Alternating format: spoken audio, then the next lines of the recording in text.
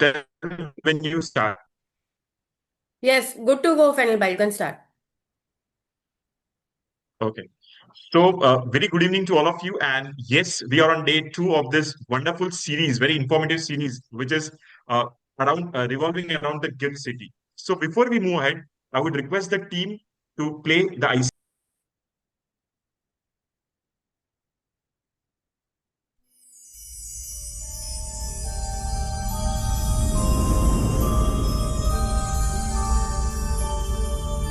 य एष सुप्तेषु जाग्रति य एष सुप्तेषु जाग्रति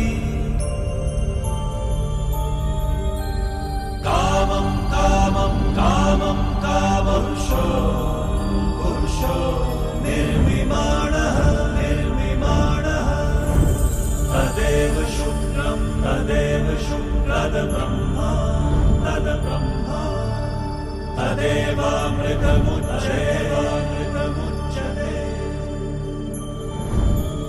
तस्मिन् लोकः शतः सर्वे तदूनात्यपि कश्चन एतद्वैता एतद्वैता एतद्वैता एतद्वैता एतद्वैता एतद्वैता.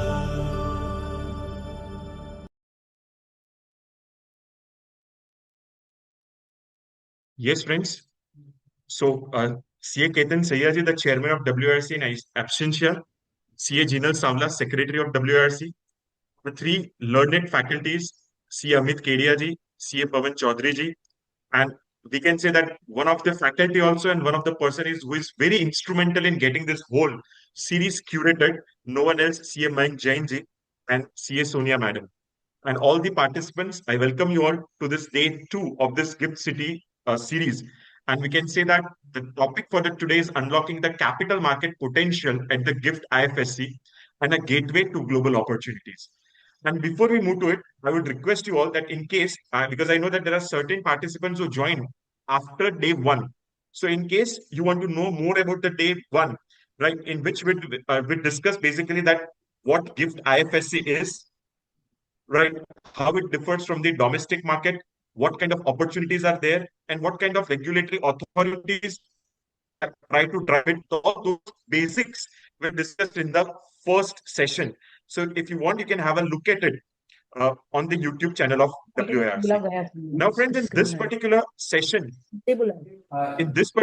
we can say that capital markets are always very important. And here, when it comes to Gift City, capital markets are voluminous, complex, and there is a continuous need of professional services. And that's how we curated this particular session.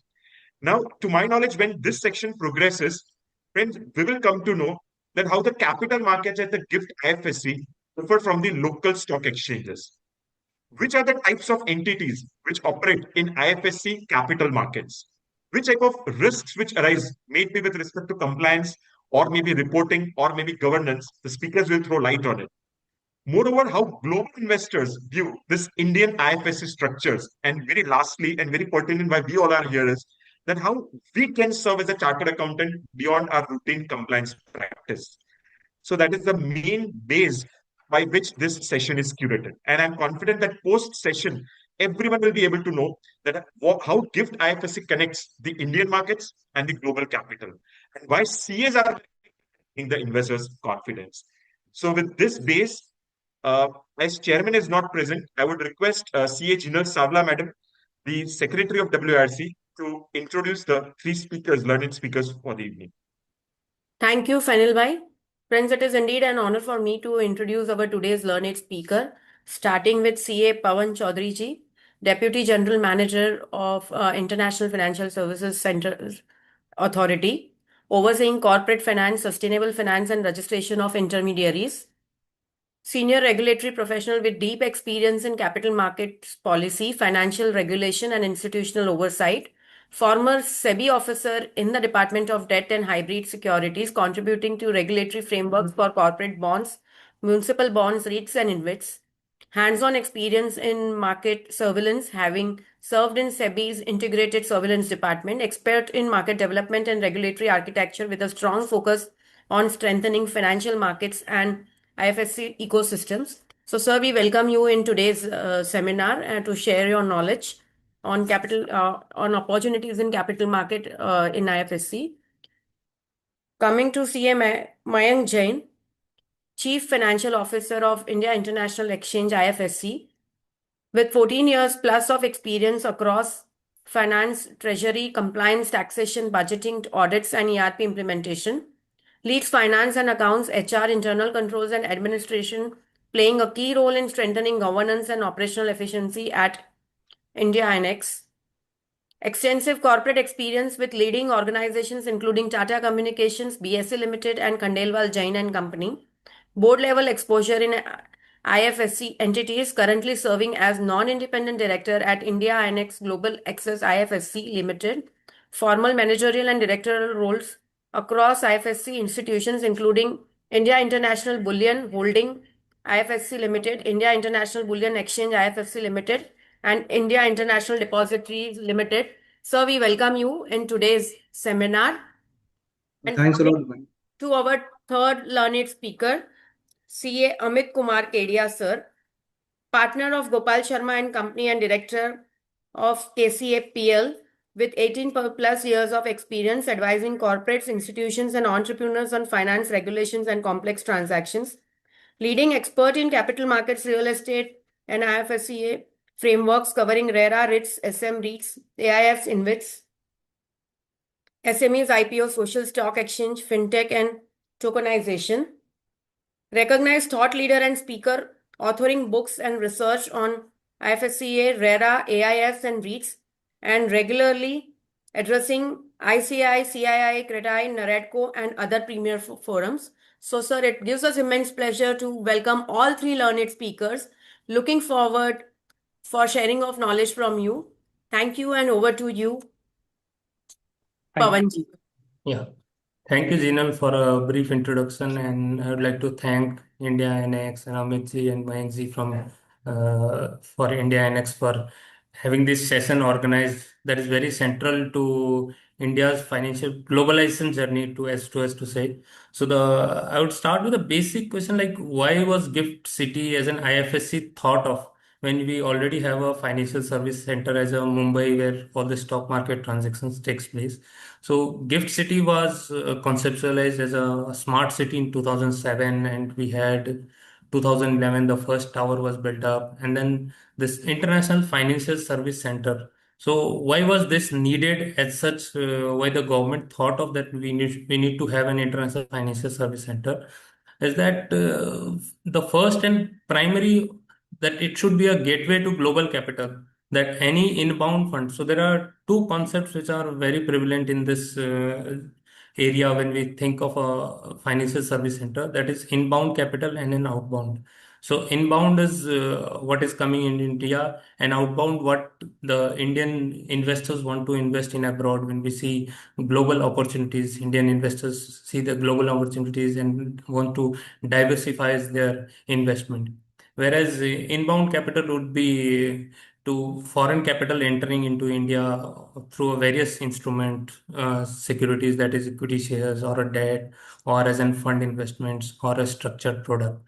So the government or institution, we thought of there are many Indian issuers who are tapping the foreign market for issuance, for raising capital from the foreign investors, foreign institutional investors, so as to say pension funds or provident funds.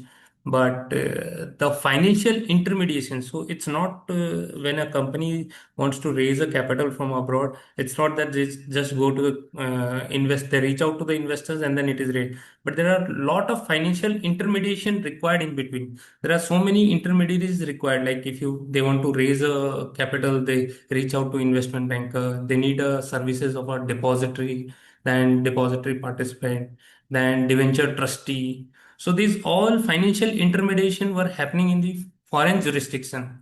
So the idea was thought that okay, there should be investors should be abroad, but when the issuers are Indian issuers, why should we not develop a jurisdiction in physically in India itself, where all this intermediation happens in India, as we have expertise in this particular field. So with that thing in mind, this IFSC was conceptualized, and as of now, so 2015 it was set up, and so during from 2015 to 2020, we had all the domestic regulators which were exercising the powers. So if it were capital market Securities Exchange Board of India was issuing regulations circulars with respect to this jurisdiction. Before that, I would like to say that Gift City as such is almost 886 acre. So it is demarcated as a gift city. So within gift city, there's a two zone. So one third area is demarcated as an international financial service center, whereas two third is a domestic tariff area. So in one third of the jurisdiction is where the international transaction takes place, where Indian currency is not permitted. It's only foreign currencies. There are almost 15 currencies which are permitted, whereas INR is not permitted in this jurisdiction. So RBI, like if it were to be the banking or the NBFC's transaction, the RBI was exercising powers from 2015 to 2020. And if it was with respect to insurance sector, there was IRDI, which is our domestic regulator on insurance regulatory. And if you're a pension fund, there's a pension fund regulator who is exercising the powers. So in 2020, the 2019, the act came up, and 2020, we had a unified regulator, that is International Financial Service Centers Authority, which is a unique regulator which has the power of all the four domestic regulator for this particular jurisdiction. So they access, so if any capital market transaction has to take place, it will be with this jurisdiction. So there is a single authority in for this particular. Uh, I'll just open the PPT. I think so. PPT is visible, right? I hope PPT is visible. Yes, yes. Yes, sir, it's visible. Yeah. So as you see, this is located in this is the smart city, and there are two jurisdictions. As I said, one is the domestic tariff area, and the other is the international financial service center. So as of now, there are 29 million square feet has been already development rights have been allotted, and number of under construction buildings are 41 as on date. There are 28 operational buildings, and it's a greenfield smart city, and there's a walk to work concept. These are the regulations. So from 2015 to, as I said, from 2015 to 20, there was domestic regulator which were exercising power, but there was not a single regulator. So the regulated entities or the issues or feedback we got is that it was very difficult to have a discussion with different regulator for different transactions. So a single unified regulator was thought of, and IFSC came into power from 2020, and we have just completed 5 years of our setup of IFSC. So these are the regulations you can see in the screen which have been come out with by IFSCA. So we have banking regulation, bullion market regulation. So any entity that wants to set up business or do any activity, they'll have to get themselves registered under any of the regulation and have to do any of the activities. So you'll have to first get the letter of approval from the SEZ authority, which is itself, that power itself is exercised by IFSCA. So we have IFSC authority. You get a letter of approval wherein you can say that, okay, I want to get registered under a particular regulation and do a particular activity. So you can see in the screen, we have MIA regulation that is related to stock exchange, clearing corporation. So all the capital market intermediaries setup has been built. So any transaction, any issuer wants to do, there are already intermediaries available in this jurisdiction as of now. When we started the journey, there was slowly we built up, and as on date, there are more than 1,000 entities who have taken registration in a capital market segment. Other than that, there are foreign banks also. If you say there'll be 16 domestic banks and more than 18 foreign banks. So there are more foreign banks there that have registered as in office in IFSC jurisdiction. We have fintech entity framework. We have listing regulations. So the in a domestic market, if you say there'll be equity regulations are different, debt regulations are different, other regulations are different, but we have a single regulation wherein all the instrument can be listed under a single regulation. Then we have a finance company regulation that comes into banking department. Then we have MIA regulation that looks into the registration and the practice regulations of stock exchange, clearing corporation, and depositories. Then we have framework for aircraft leasing. So in case of aircraft leasing, if you see the most of the aircraft leasing, Ireland was the is the hub for aircraft leasing. But we have seen a lot of interest after we have come out with this regulation, and the domestic carrier Indigo and all, they have set up offices in IFSC jurisdiction, and most of the leasing transactions are as on date happening from this jurisdiction. So this is the perfect example where when we say that the for intermediation services which was happening in the foreign jurisdiction is done in the Indian physical land in India, which is recognized as an international area. Then we have payment and settlement services, bookkeeping, fund management regulation. This is also another area of interest. And as on date, we have more than 300 funds registered in this under this regulation, and there are 200 close to 200 fund management entities that have taken registration, and we have seen a lot of interest in this particular area. Capital market intermediaries. So this is one regulation that we look into it, and I am also the part of that division of the capital market intermediaries and listing regulation.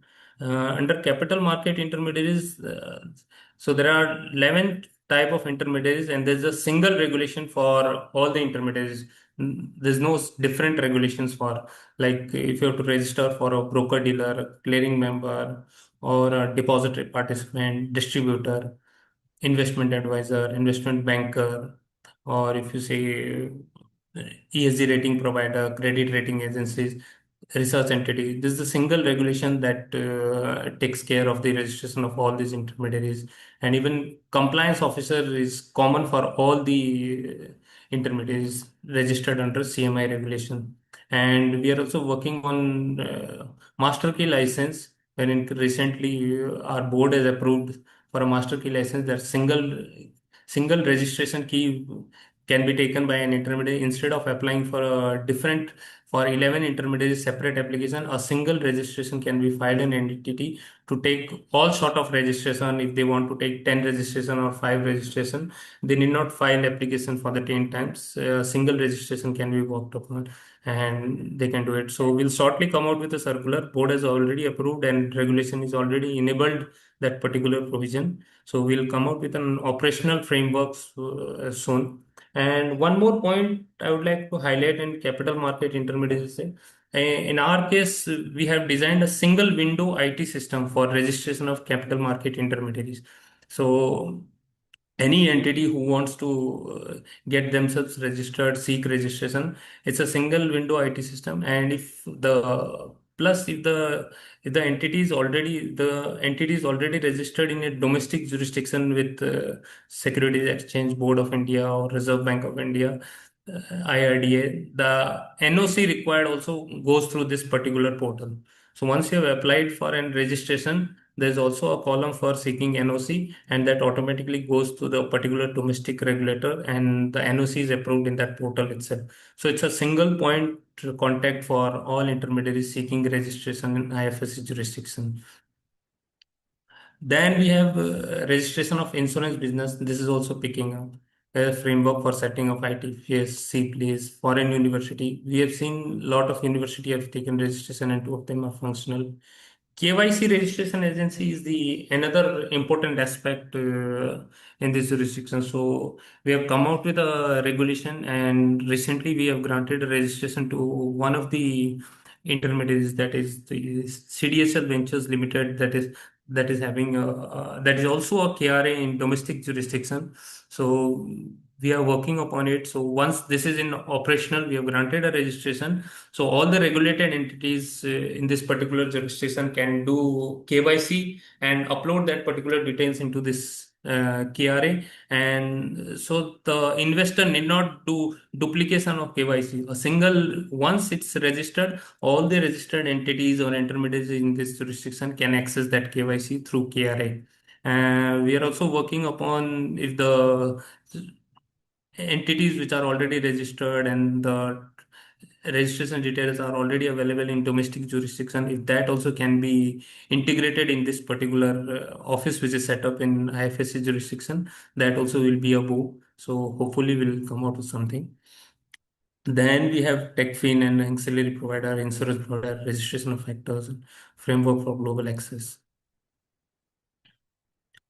So I tried to break up this particular slide into three parts to differentiate how GIFT IFSC is a different jurisdiction from a foreign jurisdiction or a domestic India. So from a FEMA perspective, this is a non-resident zone. So any company set up in this particular jurisdiction is a non-resident entity.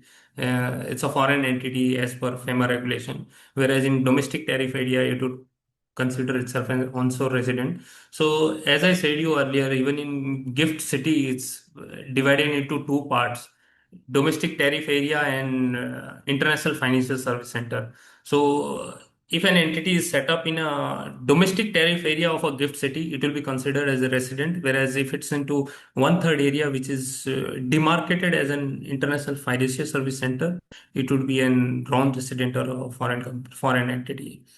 With respect to currency, foreign jurisdiction, it depends on which jurisdiction we are into that particular currency. Whereas in GIFT IFSC, INR is not permitted and 15 other international currencies are permitted, USD, Euro, and all. In domestic tariff area, as we all are aware, the INR is permitted. In case of a tax, foreign jurisdiction is an offshore entity. And GIFT IFSC earlier, out of 15 years, 10-year tax holiday was there. Now, in the recent budget, government has announced a 20-year tax holiday. So this is an additional advantage which government has extended to GIFT IFSC jurisdiction. In a domestic area, as we all are aware, it's tax as applicable as per the resident jurisdiction. As per law, it's a resident jurisdiction, whereas GIFT IFSC is Indian jurisdiction with carve out under various laws. So the laws are the same, but there are certain carve outs given in the respective act. Instead of framing a new act, the act itself has been given a carve out for GIFT IFSC. And in coming future, there might be many more IFSCs, but as on date, as we speak into, GIFT IFSC is the only international jurisdiction that is notified under IFSC. Uh, Regulators, if we speak about regulators for foreign jurisdiction, there might be different for different jurisdiction. Whereas in domestic tariff area, as I said, there are four regulators. So any power exercised by these four regulators in domestic jurisdiction is exercisable by IFSC under IFSC zone, GIFT IFSC.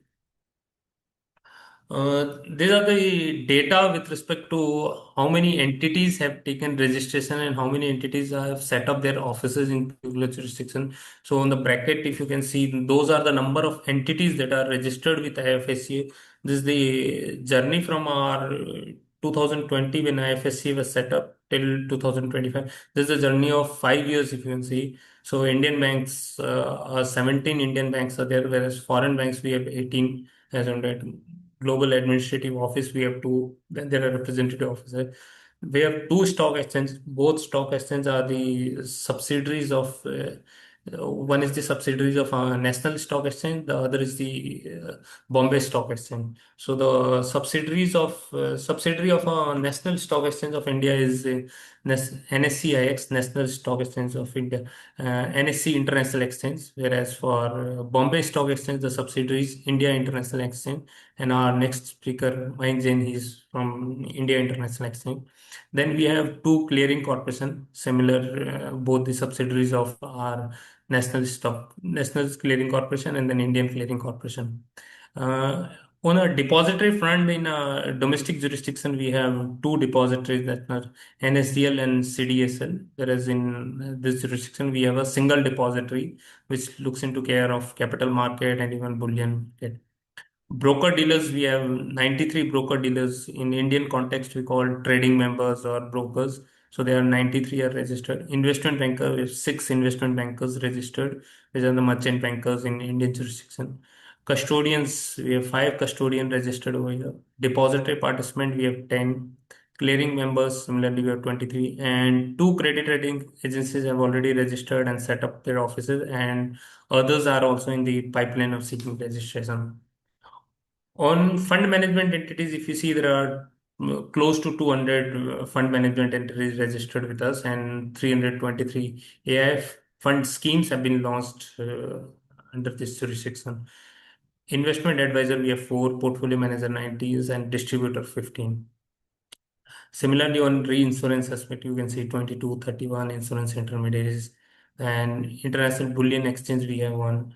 And we have finance companies 13 registered globally, treasury center, TFS platform. Aircraft leasing and financing, we have 33 ship leasing. Then we have foreign university, emerging business, which is ancillary service provider, foreign university, TechFin, BATF service providers. These are some of the overall business highlights of GIFT IFSC. So we've crossed the registration of 1050 plus, and monthly turnover on an IFSC International Stock Exchange is close to $100 billion on an average. So just to give you a context, like the earlier there was an SGX Nifty which has been rebranded as in GIFT Nifty after we have set up a GIFT IFSC in this jurisdiction. Total banking asset size by end September is 2025. Number of fund management entities I have already discussed.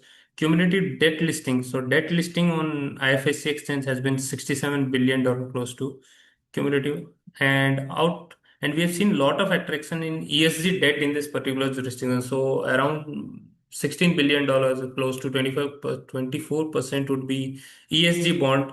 That would be green bond, blue bond that have been raised, sustainable bond under this jurisdiction, and which have been listed in India International Exchange or National Stock Exchange.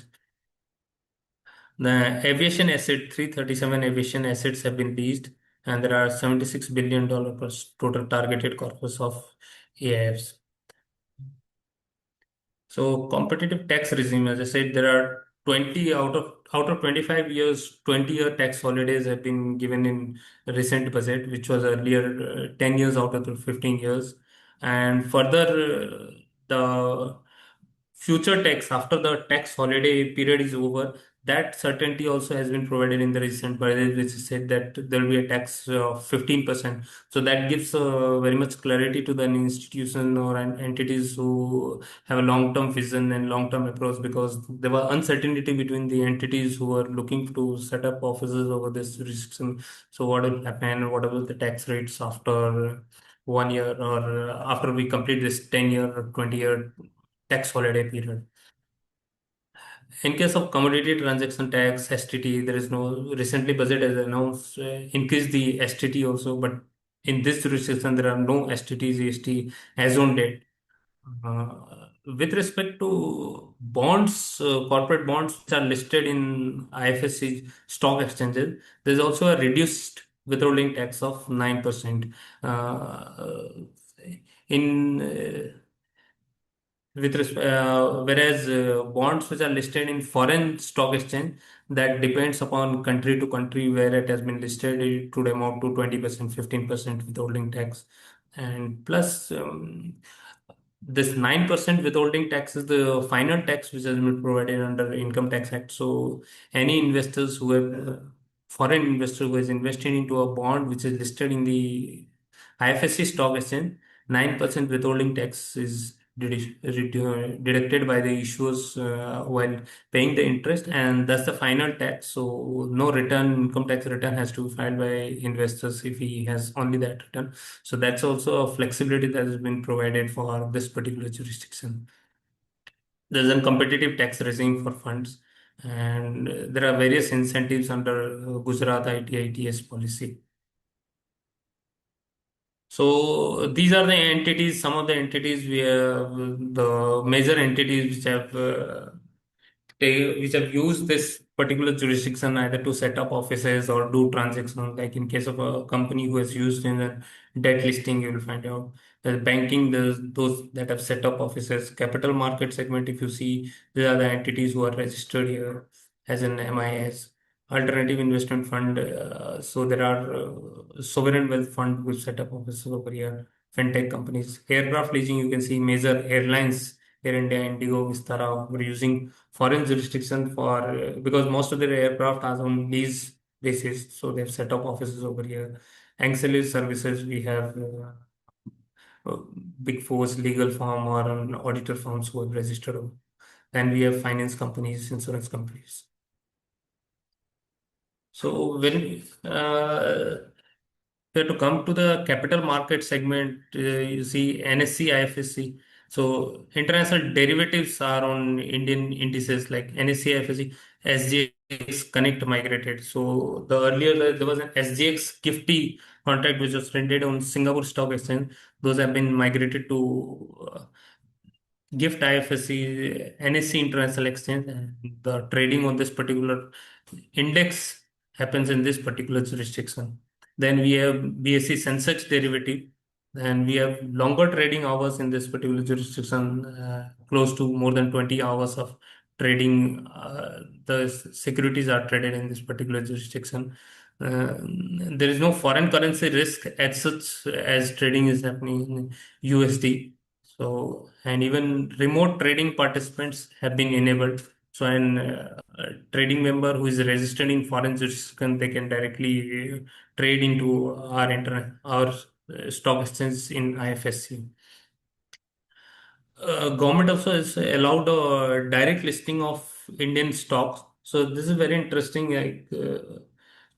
To say that an Indian investors, Indian issuers, earlier they had to list if they wanted, they think of a listing, they have to list on a domestic stock exchange, or if they have to list on a international exchange, they have to first get themselves list into a domestic stock exchange and then issue a GDR, ADR, and but government has first time allowed that an Indian company, public Indian company, if they want to list globally, they can do it directly without listing in a domestic stock exchange.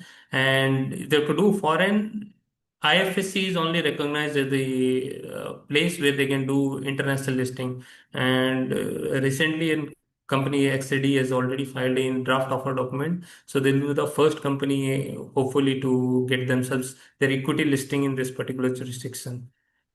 And so we have a lot of debt debentures listed in this particular jurisdiction, but equity we are just seeing the first listing of an equity. So as I said, there are two stock exchange, clearing corporation, and international depository. So on a depository front, there are more than 70,000 demat accounts open. Products that are available at IFSC exchange: equity index derivative, currency derivative, commodity derivative, depository receipt, so unsponsored depository receipt on US stocks, and then we have corporate bonds listed on a stock exchange. So on a direct listing, you see the announcement by finance minister that they have enabled in 2023 uh, to companies of like nature to list in IFSC jurisdiction. So earlier the company, what they used to do, there was a Indian issuer, they would set up a subsidiary in foreign jurisdiction and get that subsidiary listed. So now an Indian company, if they want to list, they can directly list in international jurisdiction with a foreign currency exposure, in a foreign currency, in a USD or any other foreign currency which is permitted in IFSC jurisdiction. So there's a direct listing scheme, and there's a FEMA under FEMA NDI non-debt instrument amendment rules. Then Companies Act also has come out with the rules that is it's generally considered a LEAP rules, with a listing of equity shares in permissible jurisdiction. Then government has also come out with a FAQs on direct listing scheme that is very useful. I can think you can go through it. Listing, they can list new shares, and even the investors who are already in investors in that particular company and can offer their shares in offer document when they are coming for a public issue. So as I said, IFSC listing regulation is the single regulation for listing all the instrument like equity shares, debentures, or any instrument ETF they want to list. There's a single listing. The moment listing comes in anyone's mind is the single regulation that needs to be looked into, and it's based on ISO principle, very principle based. It's an ease of doing business, global best practices we've studied. and you can see the revenue test. So any of this revenue test can be fulfilled to get itself listed. Issues required to file often. Only the thing is that in case of an Indian company, Indian investors are not allowed to invest in Indian company. But if it's a foreign company, Indian investors or on foreign investor, anyone are allowed to invest in a company. With respect to MPS norms, minimum public shareholding, this is also reduced in this case. It's 10%, whereas in domestic jurisdiction, you'll see 25% minimum public offer is required, whereas in Indian companies which is listed in IFSC stock exchange, 10% is the with 10% public shareholding also it can remain listed. It's an advantage. That's an expanded investor base. Once you are listed in IFSC jurisdiction, you can tap investors from global jurisdiction from any of the FATF compliant countries, and you get better valuation, diversification, and financial flexibility, global visibility and expansion. After there are connect with the foreign stock exchanges, you get visibility in foreign jurisdiction. Investing and trading will be in foreign currency. There's a 20 plus holiday. There's no capital gain tax, no STT, no GST in this particular jurisdiction. Foreign companies additional benefits. So once a foreign companies are listed in this particular jurisdiction, LRS is permitted for a retail investors up to 2,50,000 to invest in this any foreign company. So that can be used and for to Indian any companies which is listed in particular jurisdiction. So if there's an Indian startup who is thinking of listing, they can list in this particular jurisdiction, and retail investors can participate in that IPO through an LRS money. Domestic mutual funds are also eligible to participate. Then we have listing of debt securities that is globally benchmarked regulation. In case of depository, in case of debentures, yeah, I would like to mention that in addition to depositories of IFSC, international depository can also are also permitted for issuance of debt security, that Euroclear and clear streams. Then we have framework for ESG level bonds, wherein green, social, sustainable, and we have seen a lot of it. And we have not come out with a separate framework as such. We have looked into the global benchmark principles, where we have allowed to issuers to follow any of the principles, like it's International Capital Market Association principles or climate bond standard, ASEAN standard, European. So it's up to the issuer to decide which standard they need to follow. These are the two rating agencies that have registered in IFSC jurisdiction. And from April 1, 2025, we have made it mandatory for an issuer to obtain at least credit rating for at least one credit rating agency in the IFSC. And they may obtain any additional credit rating agency from other globally recognized rating agencies, but one has to from the rating agencies that is registered with IFSC.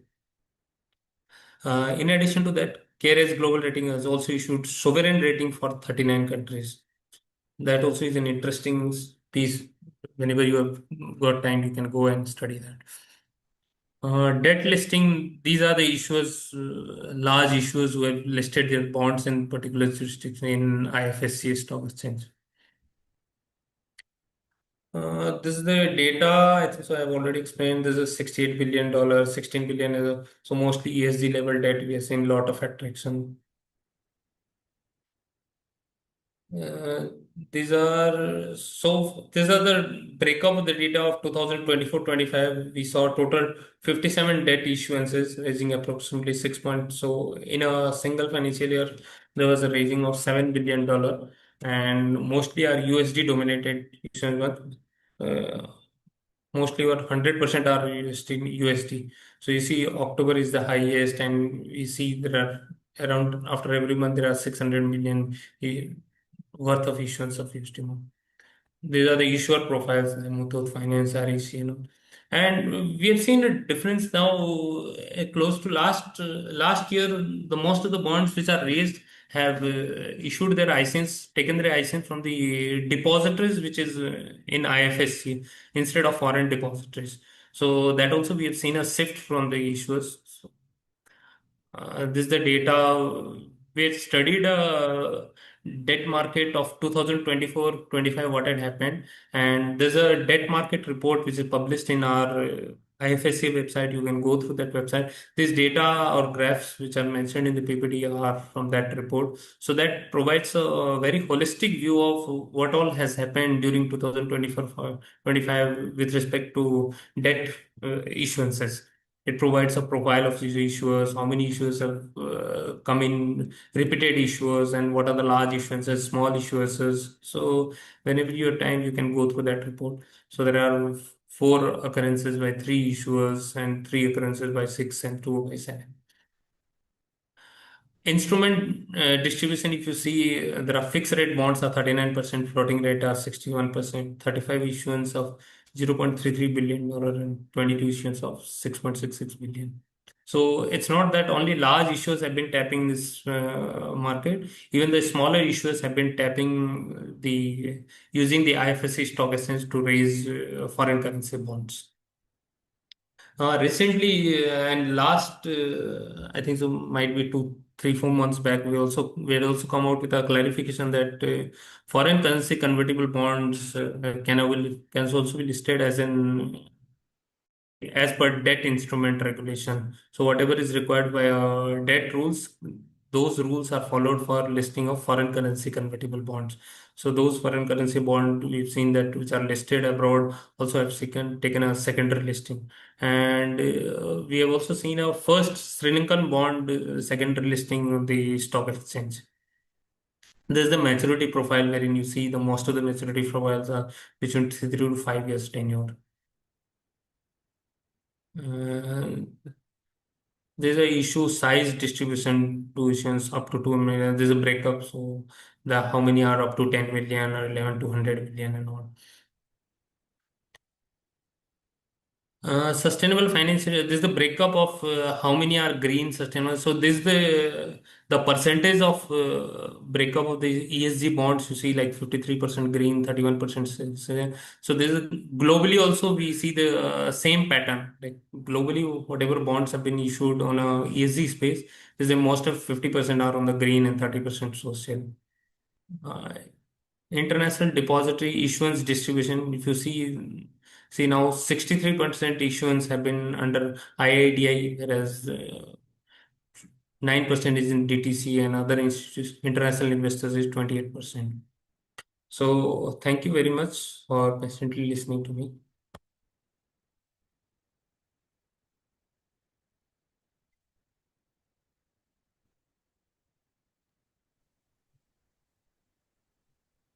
I think so, Mayanji, you can continue. Sure. I think so. Someone from the WRC team need to give a rights to me to share my screen.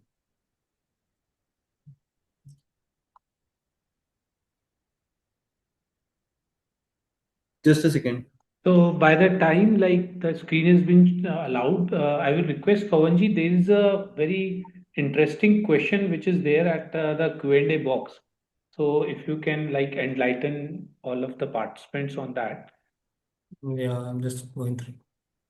So I just read for your convenience. Like it's like how does the fund movement happens from IFSC units of Indian entity, then the bracket starts, which raises funds via debt or equity bracket close to their Indian headquarters or other legal entity in India. I guess you know,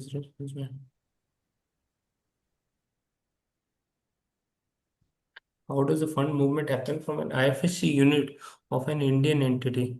So, which range fund? So, this is a similar, I'll tell you. So, what has happened? This particular IFSC jurisdiction is considered as a foreign jurisdiction. So, whatever RBI rules are there, so IFSC unit, if it has to transfer fund into an Indian entity, India headquarter or any entity, they have to follow the FEMA NDI rules or debt instrument rules.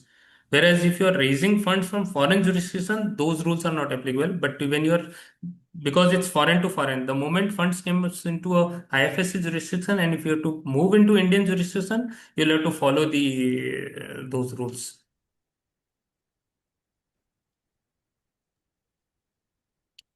So it's not India to India, it will be considered as an investment from a foreign jurisdiction to a domestic jurisdiction. Hello? Hello? Yes. Yeah, man. Sir sir PPT change करना है कुछ PPT Now you can give rights to me. Sir rights दिए आपको sir Pardon? Sir, So they rights have दिए given the आपको rights to you already. No, not able to see the rights. एक बार check करिए नहीं दिखा रहा sir. In the meantime, someone has asked, how can you start fund management activity? So you can go through the fund management regulation, get yourself registered, and then you can do that activity. And if there's anything you want us to explain, you can have a meeting, have a call, but you can go through the regulation. It's very simple, principle based, nothing as such, and then get yourself registered under a suite portal. So there's a single window IT system to get yourself registered under any registration you want to seek under IFSC jurisdiction. Yes, Mayank, I think so. You can continue now.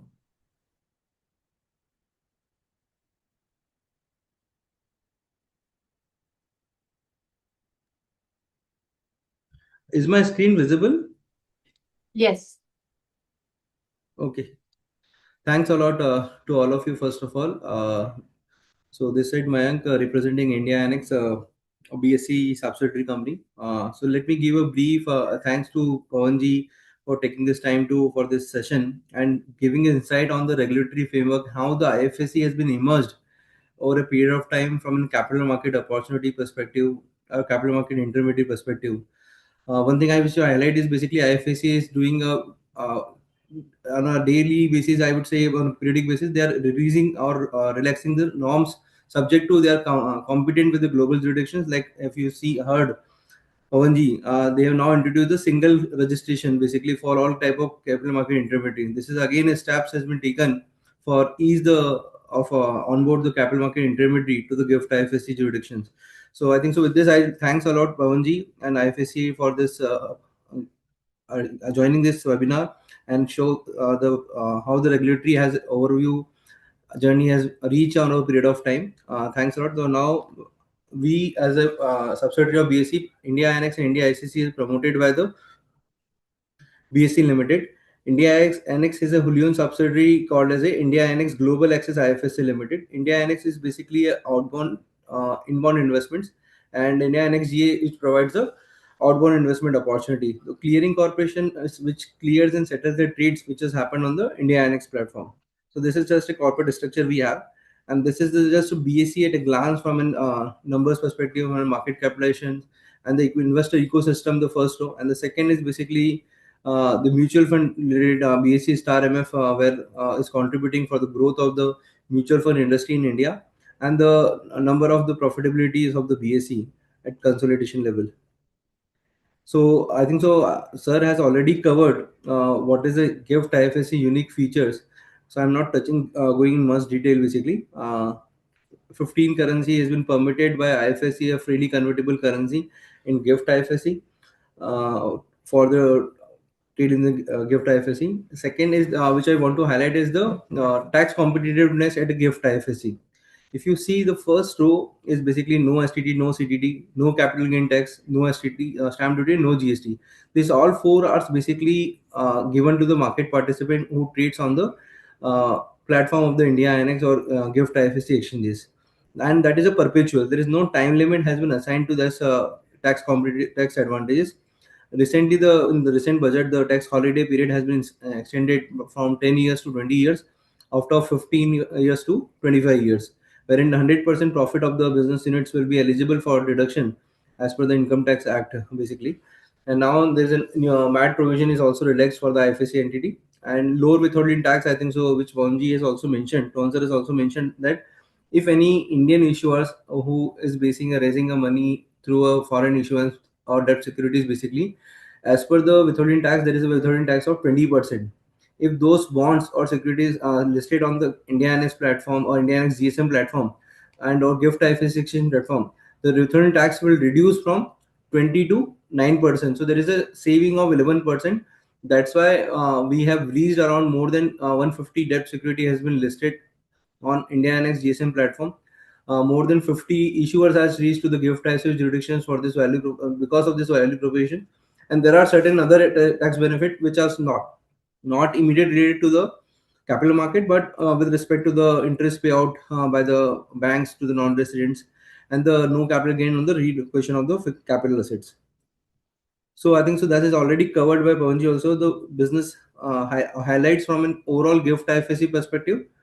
More than 1,000 entities are already registered with gift IFS on September 2025, and more than 300 schemes are already registered with the IFSC authority for inbound and outbound investment opportunities. And they are basically, which majority is fund of fund investing money in India through FPI route. And as we discussed, I think so, the debt security market has grown a large amount in GIFT IFSC. More than 66.6 million more specific has been listed on the GIFT City IFSC exchanges, wherein more than 90% are listed on the India NX platform. And 89.67 billion is the average monthly turnover on the GIFT IFSC exchange, including the SGX Nifty Connect volume basically. So now I just come to the what is the first India's first inbound gateway, which is the India International Exchange IFSC Limited, a subsidiary of BSE. This exchange was inaugurated by Honorable Prime Minister on 9 January 2017. While inaugurating the India Annex, he has outlined two visions basically. The gift IFSC exchanges should be a price setter for few of the commodities or few of the securities or instrument which are traded in the world, which largely commodity, currency, equity, from any of these domains basically. And the IFSC exchanges should provide a platform to raise capital from companies based out of Asia, Africa, and Europe. So in order to make this place as a vibrant for the fundraising perspective. So we are working on this, both the visions which is outlined by Honorable Prime Ministers and along with our whole ecosystem. And we are the first exchange in gift IFSC. Around more than 160 debt securities already been listed. We have a dedicated GSM green platform, which around 40 billion plus issuance has already been listed on our platform. And as mentioned by Pawanji, answer is basically we have a trading window, a longer trading window. We start at 4:30 in the morning and end our trading session, or we are trading hours is basically by 2:30 in the night. So that is break into two sessions basically. So this is our product portfolio: equity, debt, and derivatives basically, wherein debt market we have discussed a large amount of there. In the last year of February 3rd, 2024, we have launched the BSE Sensex in the USD format India NX platform. We are growing in that path basically, and also working on some of the projects which is as per the market demand. And there are certain derivatives are also available on platform, which is a currency derivative and the commodity derivative. And from equity side, I think so recently, as mentioned by Vansanji, basically Gift City, there is a first IPO. Both the exchanges has given in principle approval for the first equity IPO at Gift IFSC, that is XCD of 12 million. We'll soon see a formal process should start on this front. This is a highlight of the from an India NX business perspective. More than 88 plus billion MTN program has been established on the India NX GSM platform. More than 62 billion plus value of bond has been listed, and more than 14 billion plus SG issuance has been listed basically. And this is all basically total ISN listed and unique issuers. We have another platform called as the India NX GA. So around through which we already facilitate around 38.65 billion of volume trading facilitated through a global access, which includes the trading or prop trade, which is done by the corporates in gift or broker dealer in gift IFSC. And this is a total volume of 8.95 million of derivative basically on India NX platform. Why? What is the value proposition of India Annex? Obviously, we have discussed about the taxation part.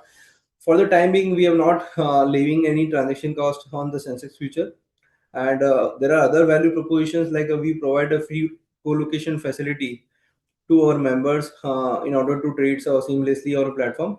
There is another point which I need to highlight is basically there is no need of PAN if a non-resident come to the gift IFSC.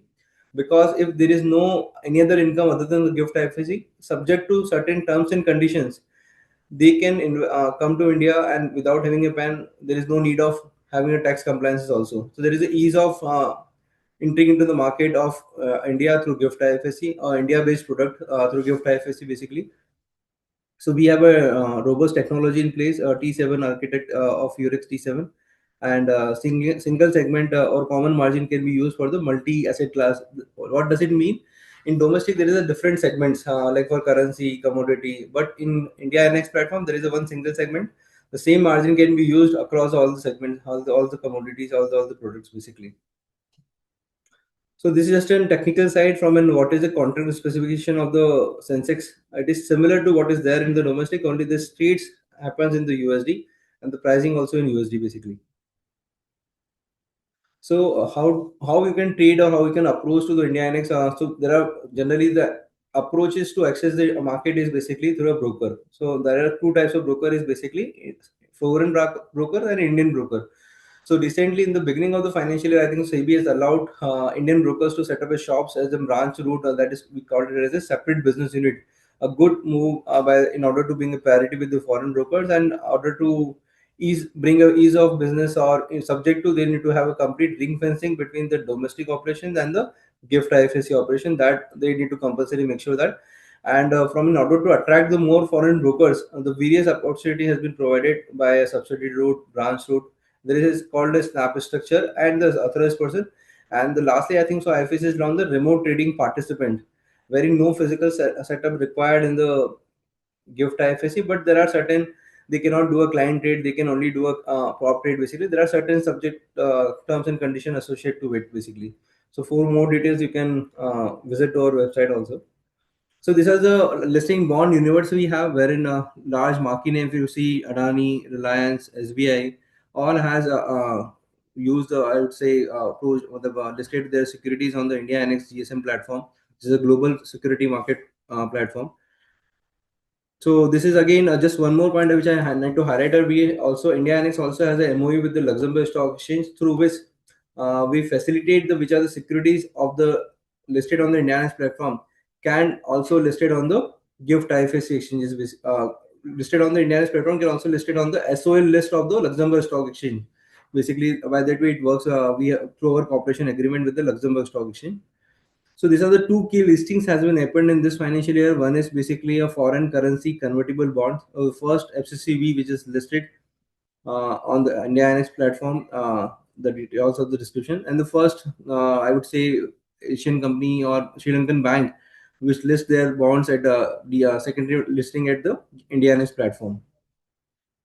So now this is all we talked about the equity side, debt side. Now we're moving to the equity side. How this journey of equity IPO has been emerged in last, I would say, 1.5 years. From July 23, it was started by the decision of the government of India by the Honorable Finance Minister, wherein they allow direct listing of equity shares for listed and unlisted Indian public companies on the IFSC exchanges in the GIFT IFSC. Then we'll see a good fast move from the all the regulatory side movement basically, and now the regulations are also in place for the unlisted Indian public company who can come to the GIFT IFSC and explore this equity or direct listing opportunity. For listed companies in GIFT of India, SEBI yet to issue a guideline. Once the guidelines are out or basically published by the SEBI, then listed companies of India can also explore this opportunity to raise the funds directly globally or make a global visibility through India Annex platform basically. So this is the first IPO which is approved by, or basically in principle approval has been granted by the exchanges basically, and this is a issue size. Since it is an Indian public company, Pawan sir has already covered this. The Indian issuers are not allowed to invest. They only other than Indian issuers are allowed to invest in this IPO, and this complete in USD, and the fund remittance all will be done in the USD only. So what are the companies? I think so we have covered earlier. This is just a comparison for the Indian companies. If they come to India to GIFT IFSC, what norms will be applicable? If they come to foreign company, what norms will be applicable? If you see from a FEMA perspective, this GIFT IFSC jurisdiction is considered as a person resident outside India. From and basically other jurisdiction or other law perspective from a direct tax, indirect tax, we are still considered a part of the India only. Only from an FEMA perspective, this jurisdiction is considered as a person resident outside India. So there are certain tests which you need to fulfill of like a revenue test before they become eligible for the IPO of equity in GIFT IFSC. So what is the differentiation or what is the value propositions? Why anybody should look GIFT IFSC as an opportunity to explore through equity for equity IPO? Because first is basically if you go for IPO in domestic, so there is a dilution requirement of 25%. So over here and only by the 10% dilutions, IPO can they can eligible for the IPO basically. No minimum number of investors. Issue can also be open for minimum of 1 day and maximum for 10 days. Only thing is to list us, the listing should only happen through the book building process. And I think so. Rest is basically there is no kind of an investor category has been defined. That is leave it the I would say issuers or the merchant banker to decide and publish in the prospectus basically which they are publishing. So with this I complete my inbound investment presentation. Now we are moving towards the outbound access through which we facilitate access of the global market through a tie-up with the multiple international broker all over the world basically. This is a wholly owned subsidiary through our own wholly owned subsidiary that is named as the India NXGA. Uh, that is a background basically through which the tie-ups we provide access of the 150 plus exchanges, 35 plus countries in 22 plus currencies, and more than 30,000 plus stocks basically. So global mutual funds are also available and derivatives only for the entities out of GIFT City basically, because the Indian residents subject to LRS cannot invest in the derivative bro. They are allowed only to invest in the investable instrument basically. So this is a category of investment. I think so. Broker dealer of GIFT IFSC who can invest globally. So why this need of this entity and why there is a let me give a brief about it. I think basically in 2018 we set up this entity. Before that, there are lots of Indian brokers are set up in the shops in outside India like Dubai or any other locations of the other than India in order to access the global market. So instead of go allowing or basically because of there is no opportunities available through GIFT City, they are going outside India. Through Global Access, we have provide them a platform so that they can remain in the GIFT or remain in the India and access of the global market. Recently, IFSC has also issued a detailed framework on the access of the global market through GIFT IFSC, which we called it as a global access provider. The terminology has been given as a license. We are the first, I would say, exchange subsidiary who's got the license of the global access provider, and we are the first one who was there in the global access since 2018. And apart from broker dealer, there are other resident individuals who can invest to the global access subject to LRS. Non-resident are also allowed subject to their permissible jurisdictions or whatever the norms applicable. There are certain products which is not allowed through global access like a crypto and any other product which is not permitted by the IFSC authority. Thirdly, entity can also explore for hedging their currency risk, commodity price risk, which is allowed by RBI. Maybe I would say in December 2022, more specific, basically. So why it is important for our CA fraternity or CA members? Basically, they can also explore to become a referral partner with us. They can refer a client, basically, and whatever the commission we generate through the client referred by the referral partner will share certain portion of the commission as mutually agreed between the party. So there is no kind of an infrastructure cost involved. There is a white label solution is available, and we also have APIs in place and mobile applications in order to have a complete end-to-end digital experience from a referral partner perspective. And from a customer perspective, if you come to the global access through India NXGA, there is no account opening charges, there is no minimum balance, and firstly there is an option to avail the fractional shares also, which is not there in the India. And today, if you see the last of September to September year on year, as per the RBI report, there is a growth of more than 50% in the investing outside India in the equity instruments basically. So there is a lot more people are moving towards diversifying their portfolio and moving towards a diversified the currency country-wise currency risk basically. So that is the benefit, and we this India NXG is regulated by the IFSC as a global access provider, and we have a single account and login for multiple exchanges and products basically. So we have a mobile apps application in place for inbound access, that is we call as a India NX International Exchange recognized by the IFSC, The second is the India Annex GA, outbound access through which we provide the access of the global market. So again, what services is provided by the clearing corporation is a collateral management. Whatever the collaterals the clearing corporation is received from its member, so that managed by the clearing corporation. The risk monitoring, the surveillance side will be taken care by the clearing corporation, and this is a process of with respect to the clearing settlement side. So with this, I end my presentation. So I'm happy to take the question and answer, and you can follow us for more details. Thanks a lot, and thanks a lot to WRC to giving us this opportunity to bring an awareness of this opportunities of Gift City for our CA fraternity, and how we can bring a more awareness with the help of everyone. I think so. We'll definitely succeed in our aim, and bring more awareness about this Gift IFSC opportunities, so that India's can be go global through Gift IFSC. That's all from my side. Thank you.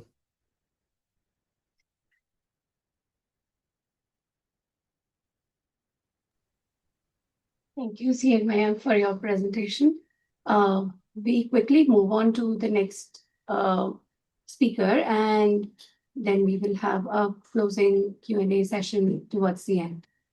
Sure, ma'am.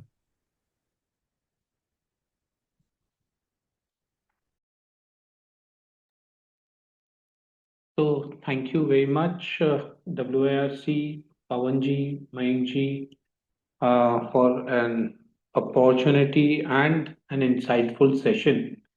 There were some basic questions which was asked by Treasurer WIRC to tell like what are the opportunities which exist with gift capital markets. And as very well taken by Pawanji and Mayankji, I just wanted to just add that sky is the limit.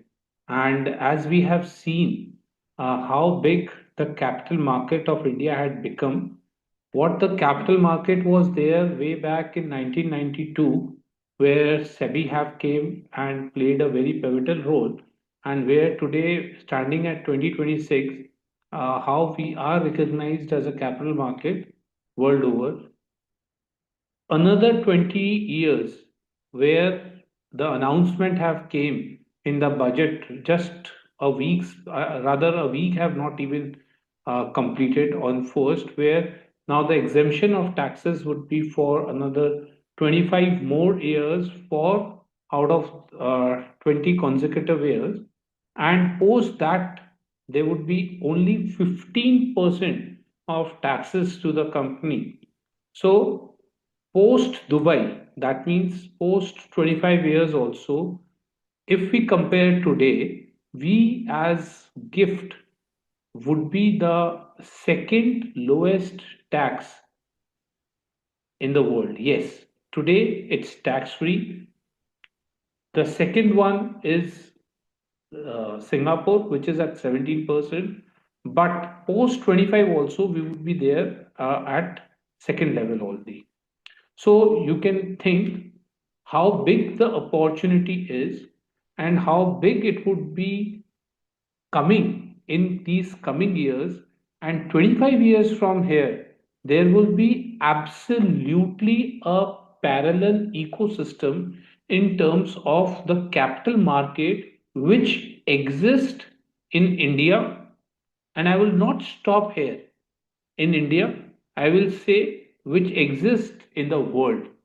So world and India together, the capital market, the similar capital market, you can see in terms of volume there at GIFT IFSCA. So reason for that, I told that IFSCA is sky is the limit. We can evaluate from these thoughts. Friends, we as chartered accountants need to play a very important role. Why? Because there are key managerial persons, there are compliance officers which are required to be there at IFSCA. And none of the compliance officer or key managerial person can perform better than us in terms of the capital market intermediaries which and overall view have been given by Pawanji and Mayankji, which we would be discussing a bit more in detail. Those capital market intermediaries, when they would be coming, they would be requiring these compliance officers and key managerial person. They would be required to do their financials made. They need to require to submit these financials to the regulatory body, IFSCA, and to report to their home countries also. So you can imagine how big the opportunities are there in time to come. The compliance officer, the definition have been put in place very simply, where any of the people who are taking care in terms of the legal regulatory compliances, they all would be considered as the compliance officer of the entity in regards to any of these senior managers or their directors or the governing bodies to whom they would be reporting.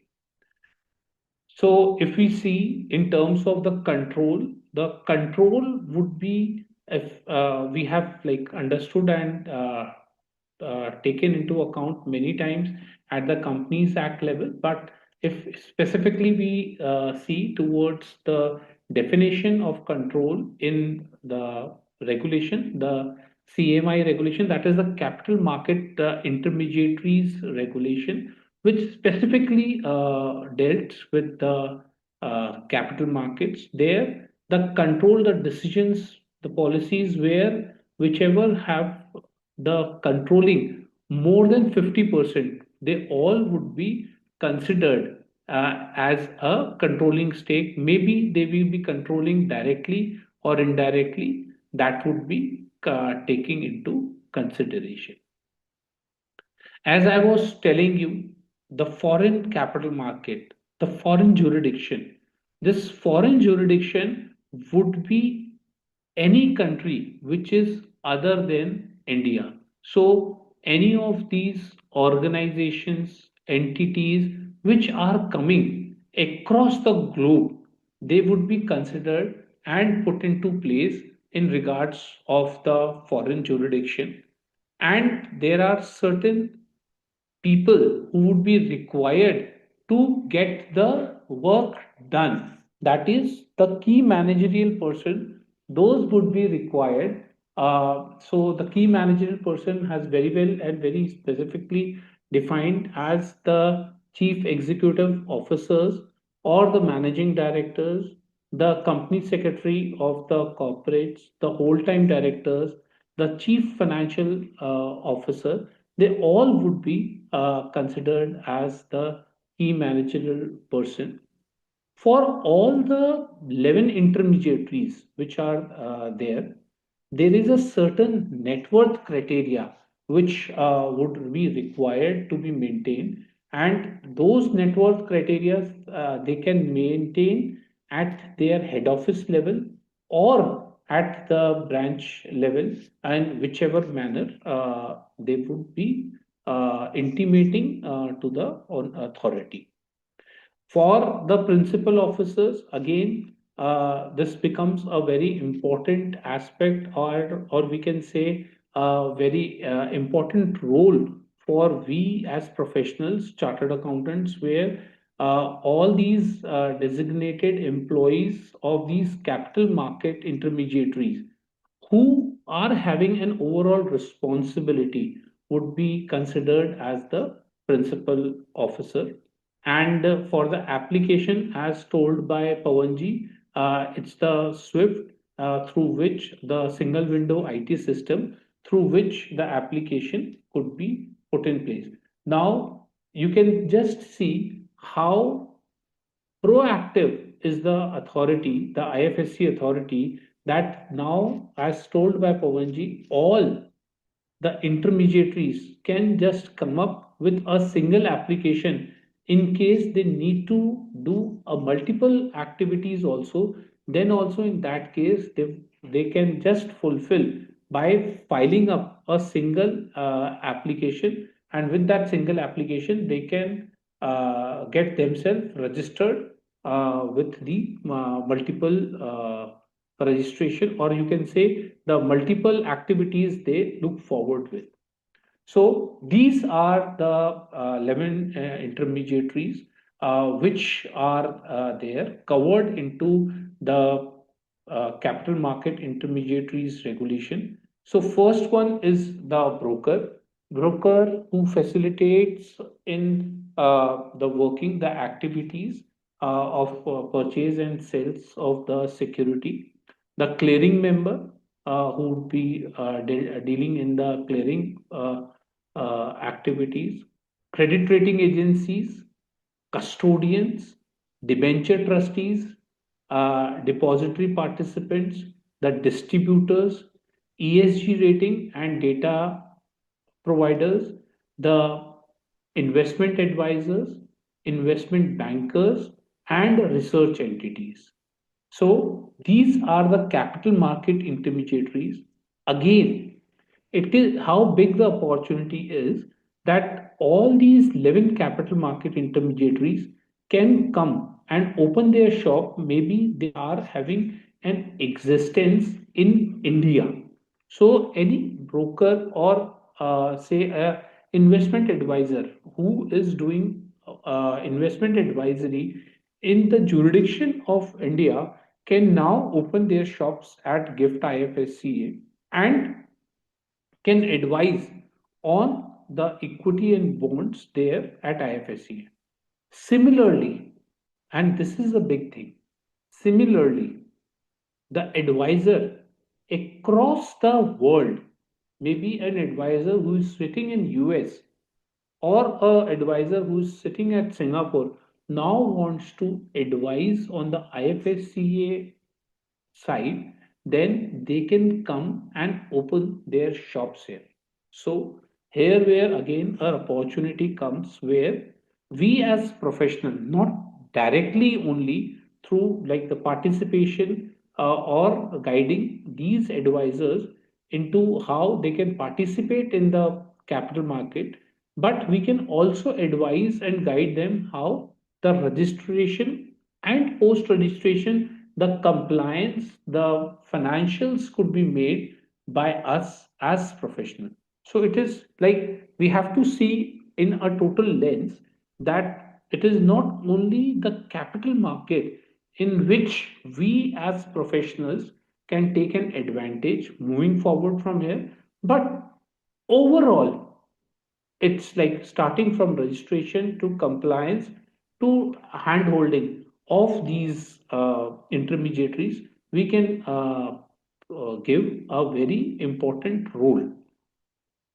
Having said that, there are some exemptions which, if the advisors are being appointed, then they are exempted from getting registration. So, if they are giving just a general comment or insurance agent, or like the members of the institutes of company secretary, cost accountants, or any international body which is equivalent to them, any broker dealers, fund managers, distributors, these are the people who would be exempted from taking these licenses. So the registration process is very simple. Through the Swift portal, the documents needs to be submitted. Post paying of the fees and any additional document if required, the registration would be sought. Now, the registration which is required needs to be a entity which is present at IFSCA. Maybe they are present in terms of a company or an LLP or a body corporate. Rather, if any of these entities look forward that they want to incorporate or they want to start their shops at IFSCA in terms of branch, then that is also would be allowed. So a branch format can be utilized by any of the entity across the world or in India. Now, moving forward, if we understand the net worths which are required to be maintained. So the custodian net worth have just been uh, unveiled on just a month before. That was on 7th January 26 notification, where custodian is now need to put the net worth. Rest, uh, there are some of the net worths which is yet to be notified. Apart from that, net worths like the distributors needs to put 50,000 US dollars, investment advisors 25,000 US dollars, investment banker $1 lakh, research analyst 25. So they are again like the statutory requirement which they needs to maintain with.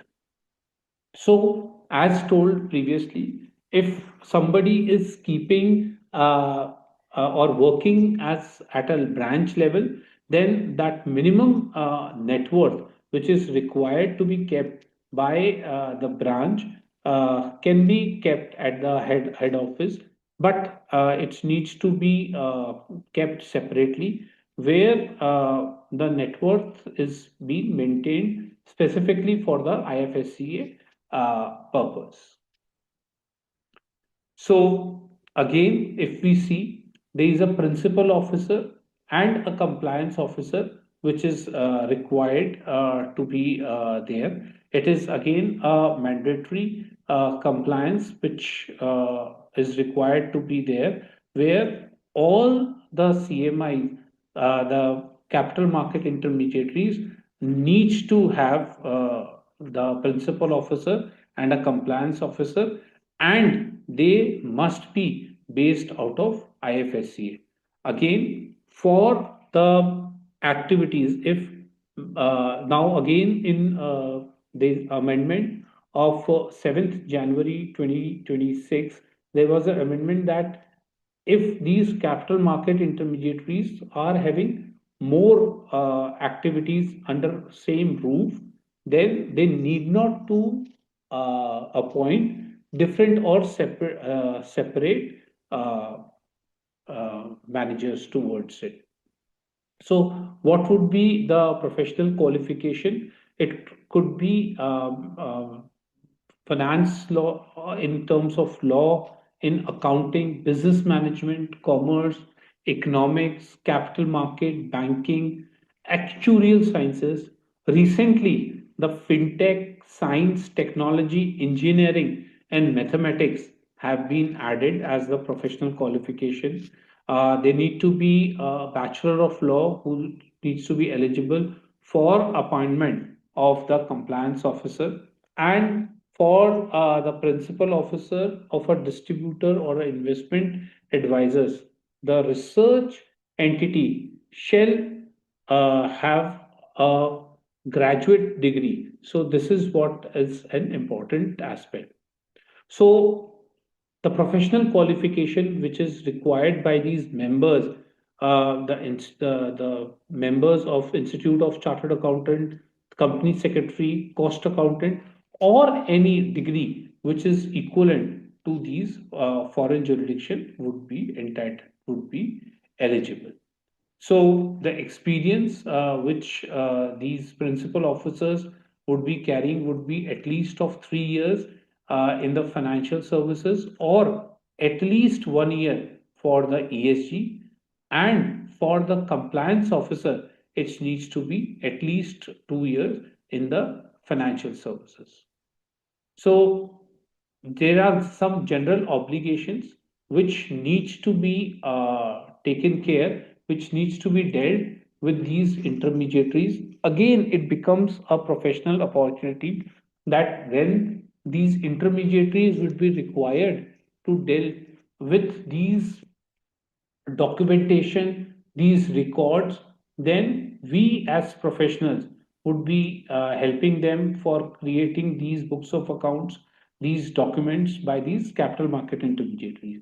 So documents like the balance sheet, profit and loss account, the audit report, statement of net worth, accounts which needs to be opened by each client. So activities of these capital markets, or maybe the grievances redressal books they need to maintain, that needs to be taken care. And at various point of time, it would be the professionals who would be required to take a view, to take a outlook on the audit aspect. Again, how it could be an opportunity for all of us. Moving forward, the informations needs to be provided to the authority by the principal officer if there is any change in the principal officer or compliance officer or the key managerial person. So this reporting needs to be done within 15 days, and any material change, if it happens, needs to be reported to the authority. So the annual compliances which would be required again, in regards of the compliances which needs to be done, uh, the audit which to be conducted by the members, or the reporting which is to be done at any foreign jurisdiction, then it needs to be taken care that those reportings are being done on a timely manner. And these compliance reports are to be submitted on an annual basis, that is to the authority by 30th September of each financial year. That needs to be created. There are some specific obligations which needs to be taken care by these capital market intermediaries, maybe in terms of the credit rating agencies, which needs to disclose. So the disclosures are now being kept at the international standards, you can assume. And for maintaining these standards, they needs to be very specific. So these any of these agreements should always be in writing. These accuracy needs to be taken care of. Any withdrawal or any mergers, amalgamation, winding up, they needs to be put on records. All the disclosure requirement, if there is any change in the rating, must be disclosed, and there needs to be taken care that there needs to be promptly done by these press releases and to be submitted to these recognized stock exchanges which are there. In terms of the custodians, it's again needs to be taken care that these agreements are in writing. These securities and all the products which are permitted financial products needs to be put in place, and they needs to be reviewed, and there needs to be proper monitoring mechanism which needs to be carried on by these custodians. In regards of the debentures, they needs to see that they have a periodic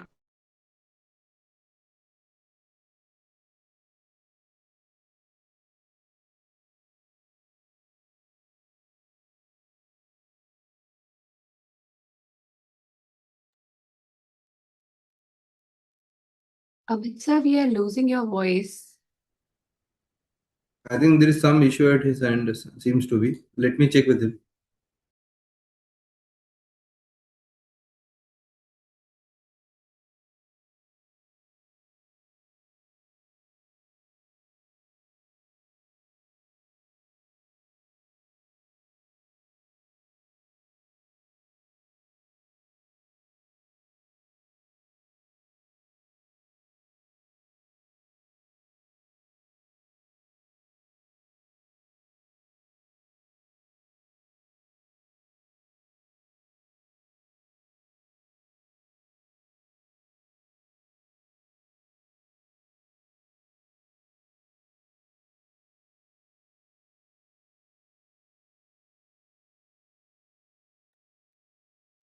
As we try and get Mr. CA Amit Sir back online, if you have any questions, please feel free to put it in the chat box or in the Q&A tab, and we'll take it up once the session is over. Thank you. We can take the question answer. I think so Amit is joining in a while. I think that there's some technical issue at his end. So we can take the in the meanwhile the Q&A, and after once he join, I think so in a minute or two, we can start again. So I had a word with Amit ji. Okay. So I think I'm not sure if we've addressed this question, how we can start fund management activity at Gift City. That was one question in the Q&A box that we have. So I think so they need to take a FME license from the IFSC authority under the fund management regulations. And there are two other questions which I answered is basically through India NXGA, Indian residents can invest outside India subject to LRS basically because equity investments are only allowed, derivatives are not allowed through LRS through Indian resident. So India NXGA basically a global access provider. Before this global access framework prescribed by the IFSCA, we are working as an introducing broker, introduce the clients or basically eligible investors from the respective home jurisdictions regulations, so come in compliance with the home jurisdiction regulations. We had through a tie-up with the multiple international brokers or which has a exposure of the various international exchange. We enable the access of the global markets, which more than the 100 plus exchanges basically. And I think another question is with respect to the fund movement, which Pawan is already covered. For equity IPO, I think so they need to open an account if any Indian public company is coming out with an IPO and gift IFSC. So they need to open a special escrow account for this IPO proceeds. And for debt securities, I think so they may be dealing with their arrangers or merchant banker. And if you have any, if the questions are not answered, I think so we are happy to discuss more deliberate on it. Yeah. Mengji, if the question is not running, should I continue with the presentation? Yes, I think the question is not running as of now. Whatever the questions we have answered, Yeah. so you can Yes. continue. And Amit ji. regret for the inconvenience caused. Yeah, please. Just allow me a second to.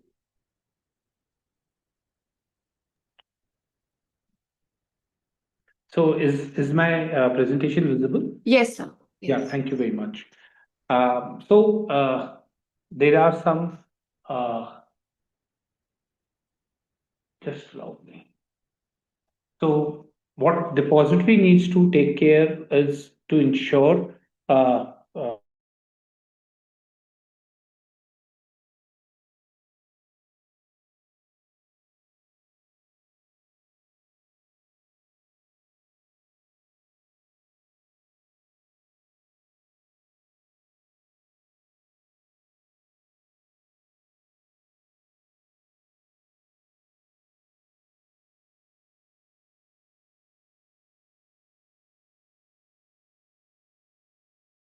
Amit ji, are you not audible?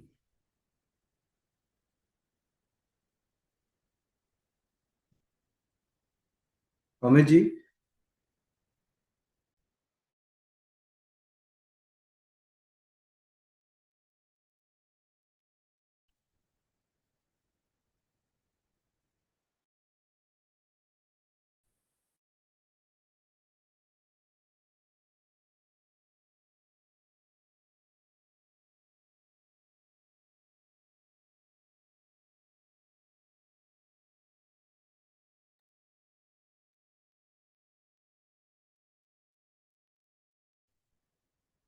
So if we see the jurisdiction of the distributor, then the jurisdiction would be not only confined to IFSCA.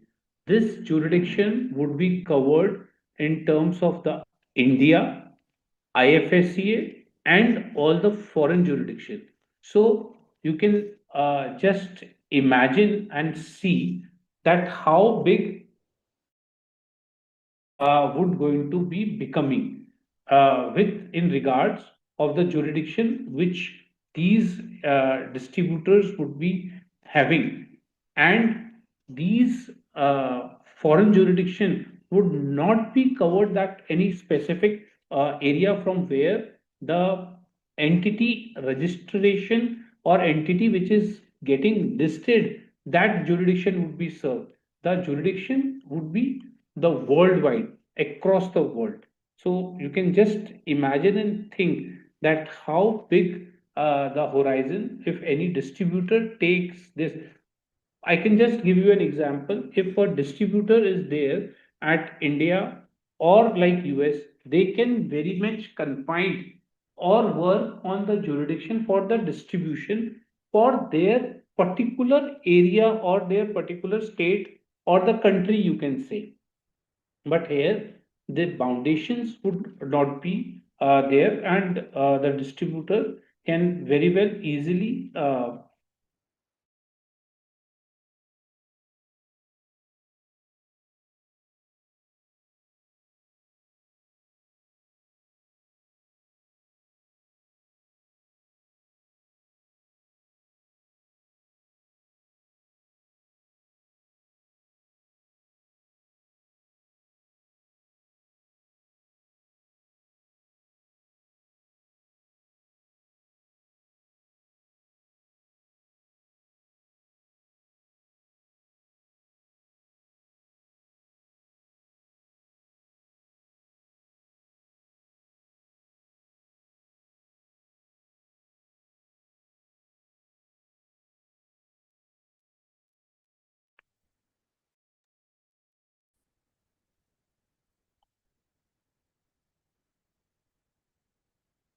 so these ESG principles of governance, the managing the transparency, the confidentiality is a very important aspect, which again they need to take care.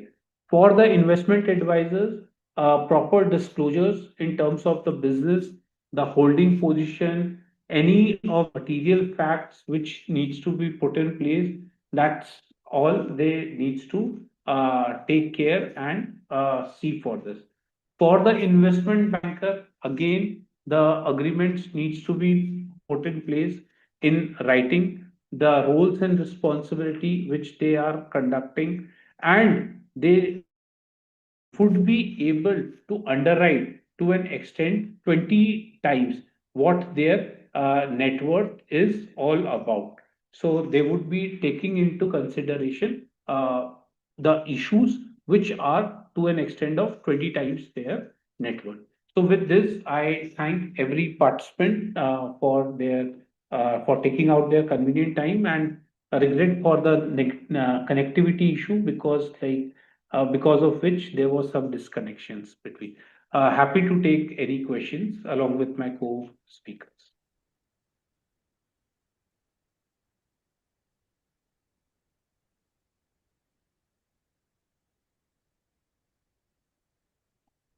We have a question. What is the difference between Indian investor investing abroad directly or investing abroad through GIFT IFSC?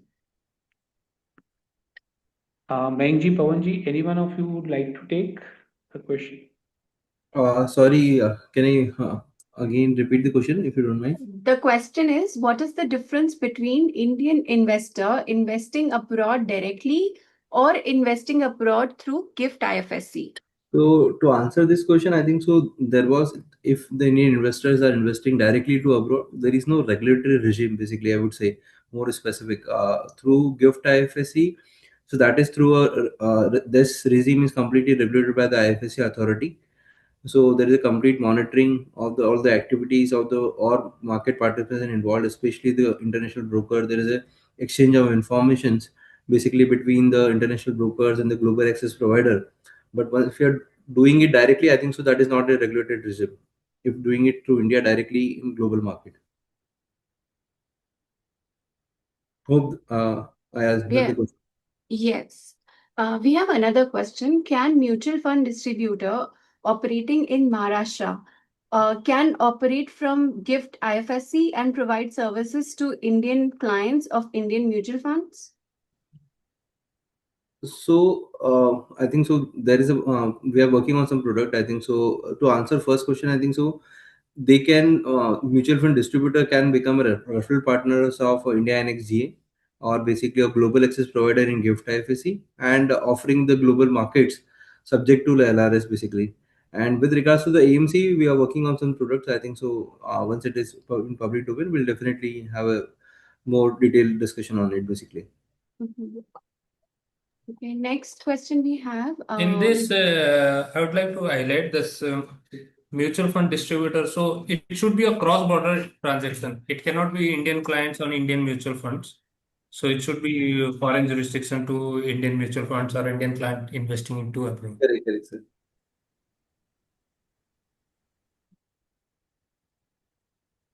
Next question we have is, how can NRI take benefit of investing through GIFT IFSC? Okay, I will take this question with the permission, sir.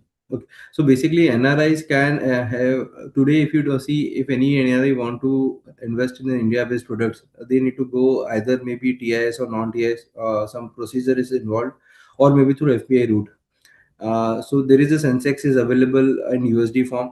Sensex is basically 30 companies. Sensex 30 is an India-based company having index basically. So you can access the India-based product through GIFT IFSC without having much uh, procedural aspect. You can directly become a client of the Prudent GIFT IFSC and start exploring the products which are available on the stock exchange and GIFT IFSC. So there is a ease of operations and ease of trading basically more specific to address this point. Another point that I would like to also highlight, I think Sorry. if NRI are investing through GIFT IFSC, this is a easily repatriable money. The So money will not be restricted under the LRS or correct, correct. There is no currency risk. If you yeah, NRI goes India, there is a currency risk involved. Firstly, correct. if you invest through in GIFT IFSC, there is no currency risk. Second is benefit from a taxation perspective. There is no capital gain tax if the products are listed on exchange platform, and if those products are traded by the non-residents or NRI, that they will not be comes under the purview of the transfer as per the Income Tax Act. Correct. So it's very favorable as such for NRI to invest their Yes, money through GIFT IFSC than the direct correct. route or NRO route. Next question that we have is, what are the benefits for UAE resident individual investing through GIFT IFSC in foreign stocks, considering no personal income tax in UAE? So again, I think so from value proposition perspective, the various market will be available in one single integrated platform. I think so from an NRA perspective, that is a major benefit, and the ease of trading will be enabled because we provide the platform wherein in the single integrated platform got everything. I think so stocks, mutual funds, subject to whatever the jurisdictions permissible and the IFSC regulations basically. Yeah.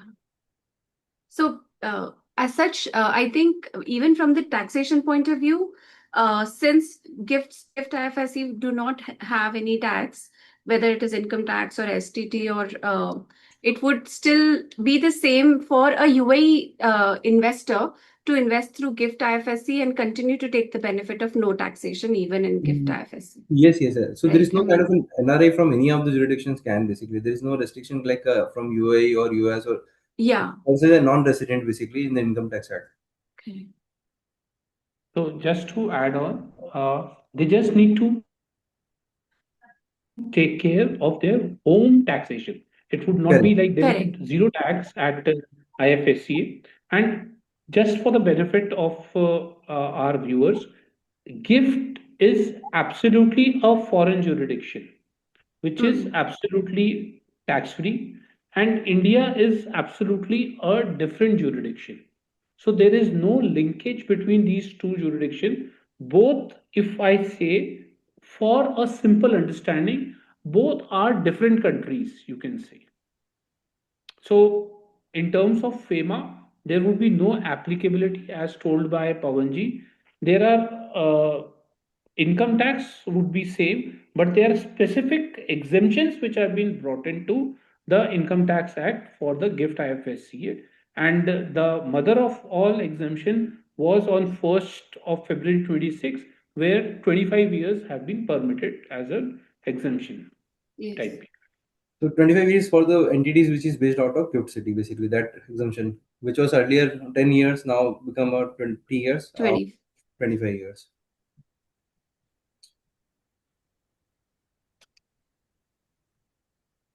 So we still have 10 more minutes. If we have any more questions, we can take that up. If not, then we can wrap up the session. Participants, if you have any question, we can take that up.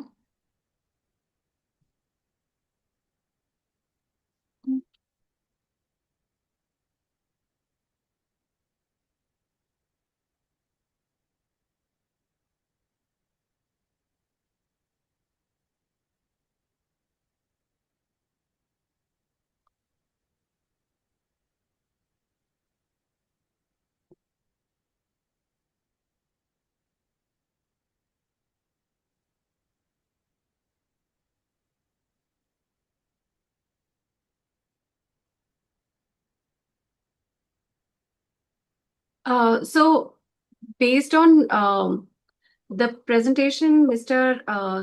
Amit have given, what I understand there's going to be a lot of positions also that will open up in the gift city with respect to a lot of principal officers and compliance officers in the BFSI sector. And I think I was reading in the paper a couple of days back or very recently that the salaries that has been offered through the gift cities is also much higher or double as compared to the other industry averages.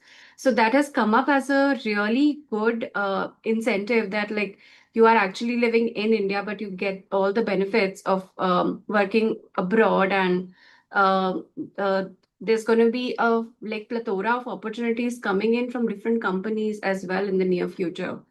Um, if you all can give more information about it, that will really help the participants, I believe. Definitely, you are very much absolutely correct. Rather, I should say, Sonia. Like it would not be in line with like what we are getting as professionals or the salary abroad, but definitely it would be far more higher than like somebody there in India, and like factoring in the cost of living of any foreign jurisdiction. So only I would going to say the cost of living of that foreign jurisdiction could be uh, calculated, and then the benefit of salary would definitely be there, and the opportunity of being there becomes global. Correct. More Pawanji and Mengji can like put in place and add to like if I've left anything.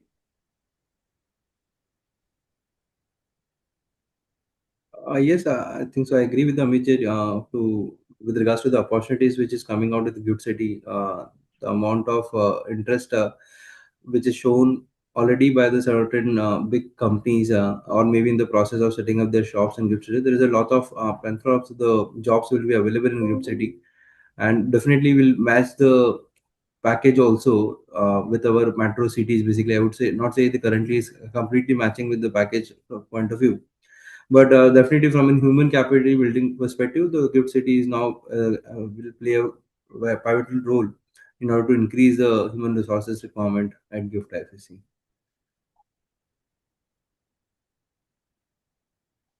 I think we have one more question. This is with respect to what is the procedure to open branch office or new office for CA? Is it normal procedure or additional compliances too?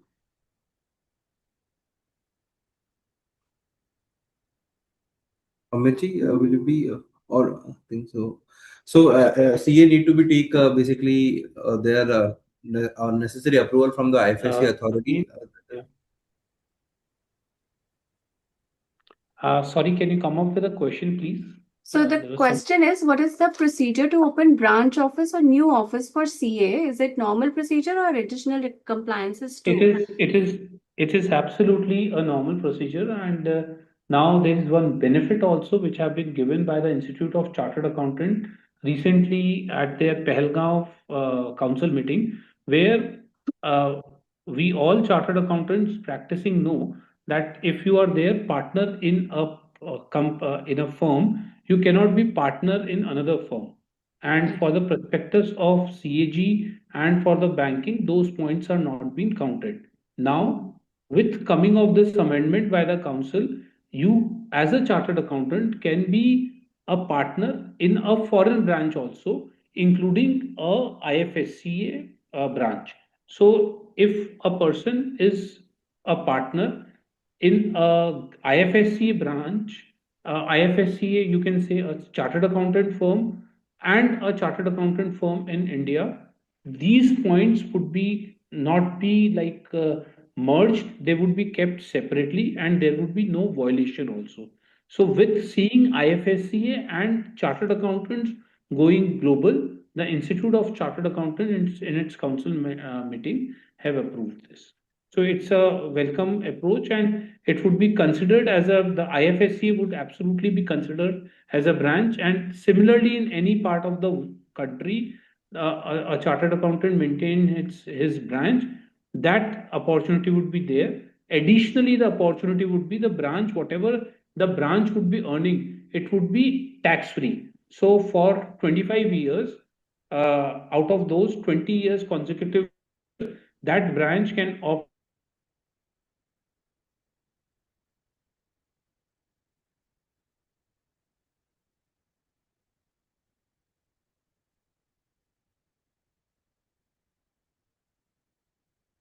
Amit sir, we are losing your voice again, and it's very enlightening to know. Just if other speakers can also confirm. So, if I am having a CA firm registered in Mumbai, I would also need to get a firm registered in IFSC, and I can be, and the institute allows me to be a partner in the CA firm based in Mumbai as well as in the Gift City IFSC. Um, the firm in the gift city, for all purposes, it will be having like a foreign firm, and no tax will be applicable in India. Yes. And so, but there will be a separate registration of a firm in the gift IFSC, right? Yes, definitely. That branch would be there, Yeah. but whatever that branch is earning, that branch would be basically tax free. There would be no taxes which would be there levied on the branch if they opt for this exemption. Okay. That's a very informative information and That is a the ATLA great section, opportunity. ATLA section of the Income Tax Act. If you want to give a more deep dive on it, and refer to it basically, Yeah. of the old Income Tax Act.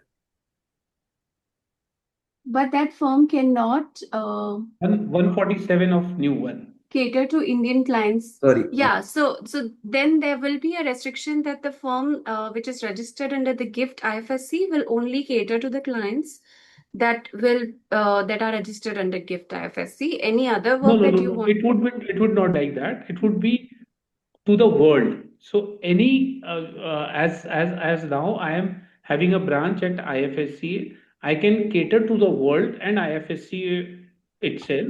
Okay. It would be considered as a foreign jurisdiction, and whatever income received here would be again tax free. Mhm. So just to add what Amitji's mentioned, we need to have a complete ring fencing of the operations. Basically, we cannot have a combined operation of the India office and the gift IFSC office. There should be complete ring fencing between the branch, and there should be this should not be avoided just to for sake of availing benefit of taxation. We are Yeah. showing the Indian clients' income to the in that branch basically. So there should be a complete ring fencing between the both the operations basically. That is Okay. the idea. And we cannot even operate it in a way that we are only having like a desk office in IFSC and entire work is being carried out outside of IFSC. That also cannot happen, right? I mean, there has to be a physical place who is Obviously, catering to the as clients. per SSA, there is a requirement to have a particular space requirement. You need to take it in gift IPC. Based on your operation, you can increase or decide on that quantum and size of it. But there is a because this gift IPC comes under the SSA purview, Yeah. you need to have a compulsory presence in the gift IPC. That is sure. Okay. As per the SSA norms. Yeah. Amit ji and Council, if you want to add something.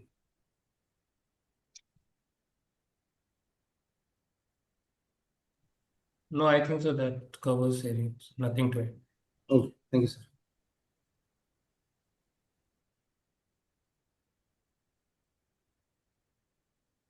So we have just last 5 minutes, last 3 minutes available for the session.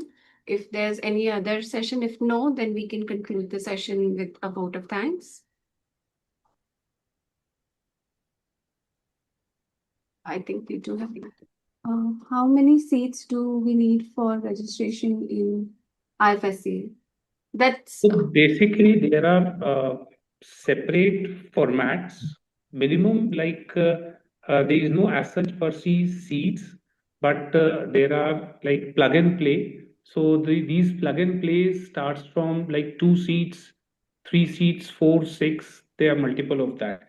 And if somebody is buying an office, then they can buy according to their convenience.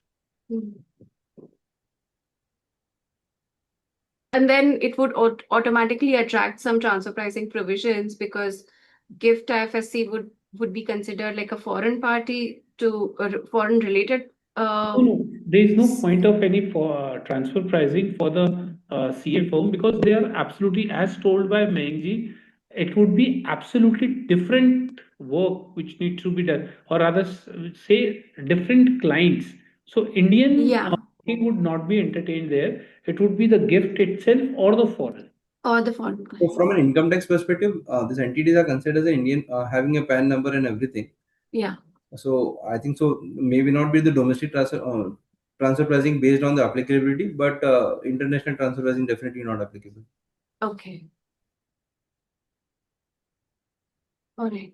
Thank you. It was a very enlightening session.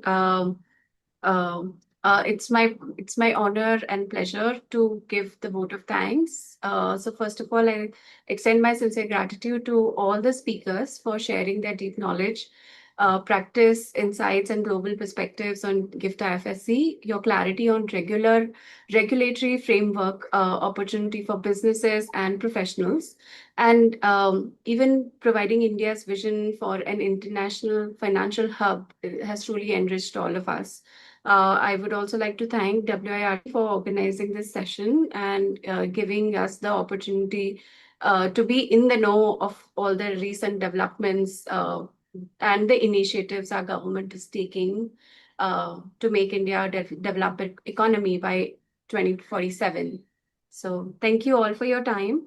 And thanks to all the participants for engaging and all the questions. I think we have a couple of more questions. If there's, we can answer them separately. Thanks for your time. Thank you very much, Mengji and Pawanji and WIRC team. Thank you. Thank you everyone, Pawanji sir and Amitji, for your time and giving us a great session for this. I think so. We'll share the PPTs. I think so. It's available on our website also. Yeah. But nonetheless, we'll share the WRC and they will share with. PPT will be available on the WIRC website, and the recording of this seminar will also be available on WIRC channel on YouTube in a couple of days. Okay. Thanks a lot, everyone. Thank you. Thank you. all. Thanks for your Shailja. time. Yeah, thank you.